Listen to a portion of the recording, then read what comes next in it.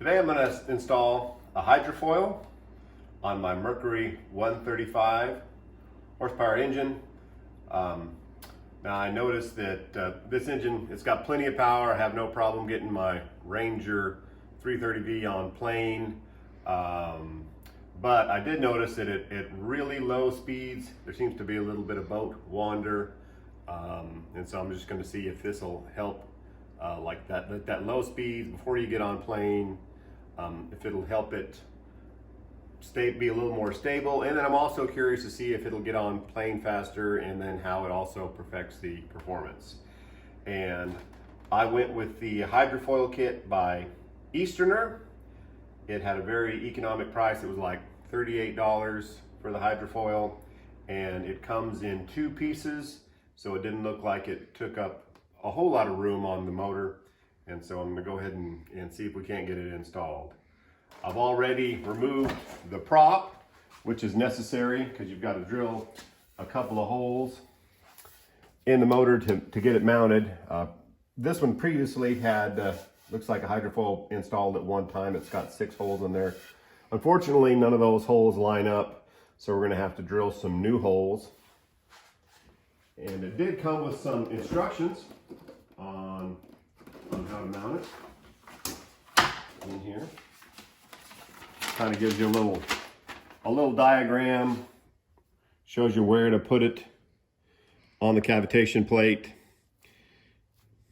So, and then we're supposed to make sure that it lines up perfectly on the left and the right side, and then drill 6.35 millimeter holes at the tin plate.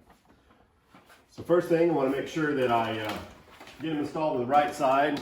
It said that you want to install it with these little fins, the little grooves up. And when it goes on here, per the instructions, it showed it where the end of the cavitation plate has got a little curve on it, and you kind of want to be just below where that curve is, and then you can feel the groove in there and get a nice snug fit. And so we'll put that one on that side, and then we'll get on that side. As you can see, it's got a groove in here where it fits on the cavitation plate, and then you just shove it on there and then drill some holes, and then the bolts will sandwich it on there together. So we'll stick the other side on there.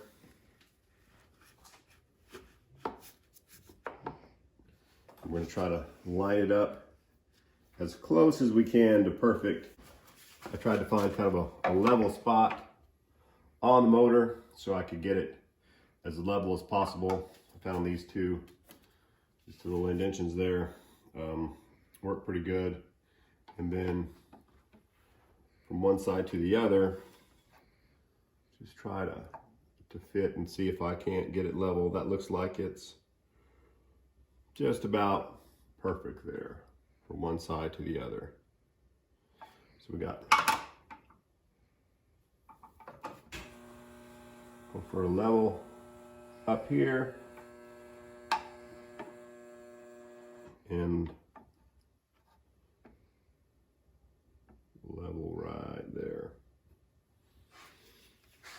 And now time to find some drill bits.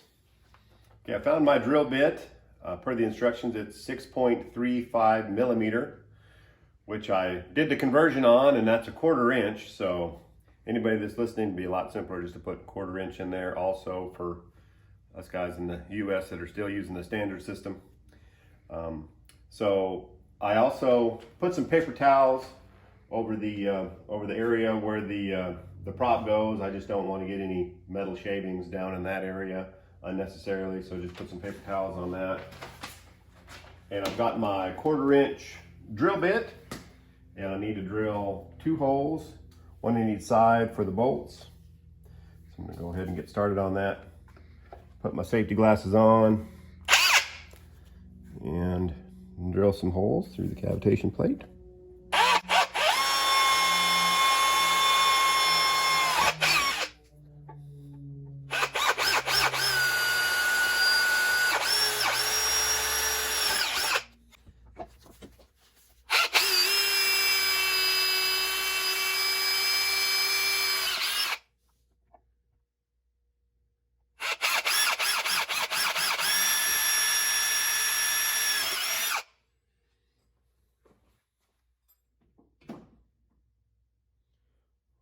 Now I'm just going to take them off to get that aluminum. Take it over here to my trash can. Get rid of those aluminum filings left over from the drill bit. Put them in the trash.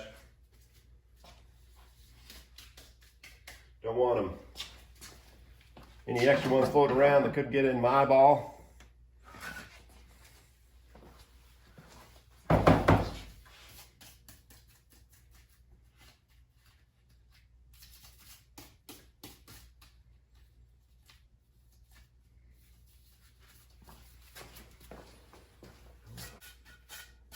Go ahead and brush any of those extra shavings out of the way. And I'll get my installation hardware, which it came with some stainless steel bolts and washers. So we're going to line it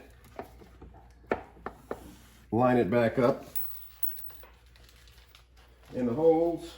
Instructions show the bolts getting put in from the bottom side, and then the top side you use another washer and a nut. And I like these nuts because they have the locking neoprene washer in there, and that just helps keep the nut from backing off, kind of a locking nut.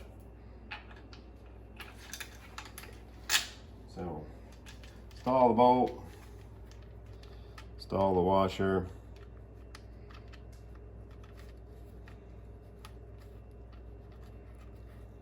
And with things like this, I always like to get all the bolts installed before you cinch them down, tighten them up. That gives you a little room to wiggle things around, make them fit if you need to.